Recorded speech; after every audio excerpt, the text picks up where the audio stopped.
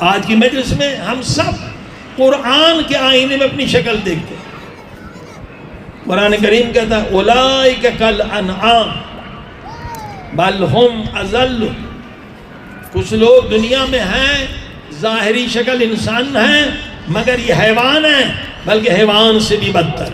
یہ قرآن کی آیت ہے، کوئی انکار نہیں کر سکتا۔ ظاہر میں انسان، باطن میں حیوان، حیوان سے بدتر ہے۔ پھر مولا علی کہتے ہیں کہ جتنے حیوان دنیا میں ہیں اتنے کردار کے انسان موجود ہیں۔ جیسے سانپ ہے، کوئی انسان ظاہر انسان ہے مگر اس کا کردار کیا ہے؟ حیوان، سانپ جیسے ڈستا ہے۔ کوئی بھیڑیا ہے، کوئی گدھا ہے، کوئی بچھو ہے، کوئی کتا ہے۔ جتنے حیوانات دنیا میں ہیں اتنے کردار کے انسان ہیں۔ اب قرآن اہل بیت، اب ہمیں تو اپنا چہرہ دیکھنا ہے، مولا ہمارا چہرہ بدلا ہے۔ قرآن نے تو کہا کچھ حیوان ہے کچھ انسان ہے، مولا کہتے ہیں آجا نہج البلاغہ پڑھیں۔ مولا بتلاتا ہے کہ اپنا چہرہ دیکھ، تو انسان ہے یا حیوان ہے؟ مولا فرماتے ہیں کہ جو شخص نصیحت سے فائدہ نہ لے، جو شخص کوئی نصیحت کر رہا ہے اس کا منہ بگڑ گیا، کوئی نصیحت کر رہا ہے وہ منہ ادھر ٹیڑھا کر رہا ہے، کوئی نصیحت کرے وہ غصے میں آ جاتا ہے۔ مولا علی کہتے جو نصیحت سے فائدہ نہ لے، نصیحت سننے کا عاشق نہ ہو، وہ خود کو انسان نہ سمجھے، وہ باطن میں حیوان ہے۔ فرمایا حیوان نصیحت نہیں سنتا، حیوان کو ضرب ماری جاتی ہے تو وہ باادب بنتا ہے۔ جب مارے حیوان کو تو باادب ہوتا ہے، اسے عقل نہیں ہے۔ اگر انسان بھی ایسا ہو کہ نصیحت نہ سنے، نصیحت سے نفرت کرے، تو اس کا باطن حیوان ہے، حیوان، وہ ابھی انسان نہیں بنا ہے۔ اگر تم نصیحت کے عاشق ہو تو تم انسان ہو۔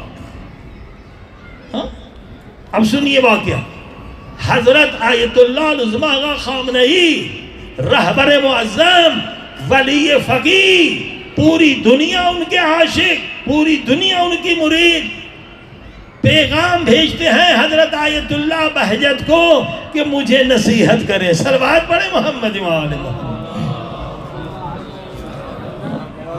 جو خود ولی فقیہ ہے۔ ولی فقیہ کا مقام مجتہدوں سے بڑا ہے، مجتہدین پر بھی ان کا حکم واجب ہے۔ نصیحت کا جو عاشق نہیں وہ حیوان ہے۔ ہر دن نصیحت سنا کرو، جب نصیحت سنو گے تو تبدیلی آئے گی، جب نصیحت سنو گے تو ہدایت ملے گی، جب نصیحت سنو گے تو توبہ کرو گے۔ جو نصیحت نہیں سنتا، ہدایت کا دروازہ بھی بند اور توبہ کا دروازہ بھی بند، وہ یہاں بھی حیوان ہے، قیامت میں بھی حیوان۔ اب دیکھیے پورا یورپ کیسے تباہ ہوا ہے، کیوں بگڑ گئے؟ وہاں نصیحت کو تو بہت برا مانا جاتا ہے، کوئی امر بالمعروف نہیں کرتا، مولوی بھی نہیں کرتا کہ تم شراب پینے والے تو آ جاؤ چرچ میں شراب پی لو، منع نہیں کرتا۔ حالانکہ بائبل میں ہے کہ شراب مت پیو، شراب تمہاری زندگی کو برباد کر دے گا۔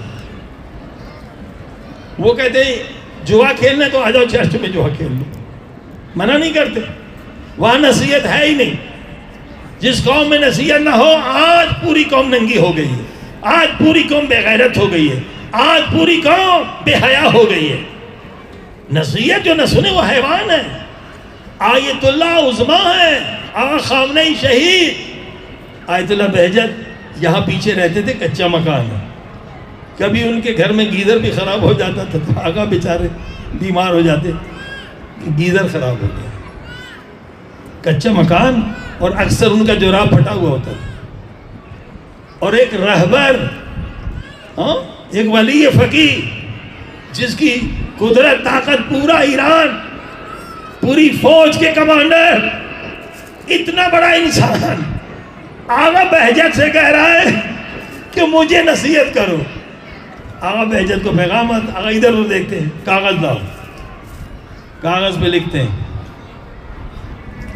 فرماتے ہیں کہ اللہ پاک تجھے اتنا بڑا مقام عطا کرے گا کہ ہر جگہ تیرا ذکر ہوگا۔ آج ہر جگہ آغا خامنہی کا ذکر، یہ شہادت سے پہلے بتلا رہے ہیں، تجھے اللہ اتنا بڑا مقام دے گا، ہر مجلس میں تیرا ذکر ہوگا، لہذا تیری زندگی معصومین کی طرح ایسی پاک ہونی چاہیے کہ لوگ اس کی تقلید کریں۔ صلوات پڑھیں محمد